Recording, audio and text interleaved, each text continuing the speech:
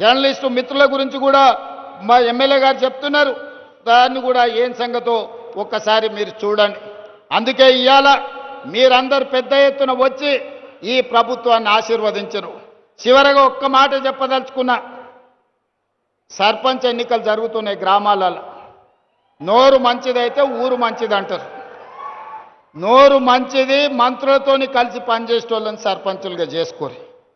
ఊర్లలో వాళ్ళ వీళ్ళకి పంచాయతీలు పెట్టేటోళ్ళను జుట్లు ముడేసి తాకులాట పెట్టేటోళ్ళను మీరు సర్పంచులుగా ఎన్నుకుంటారంటే ఊరు ఆగమవుతుంది, ఊరు అభివృద్ధి ఆగిపోతుంది. అందుకే వీడికొచ్చిన మిత్రులందరికీ, వేదిక మీద ఉన్న పెద్దలందరికీ పంచాయతీలు తగ్గించండి, ఏకగ్రీవంగా వీలైతే ప్రజలందరిని ఒప్పించి చేసుకోండి. ఎన్నికలల్లో అడ్డగోలుగా ఖర్చు పెట్టకండి.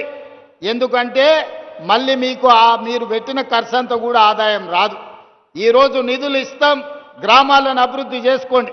గ్రామాలను అభివృద్ధి చేసుకోవాలంటే సమన్వయం చేసుకొని ముందుకు వెళ్ళాలి.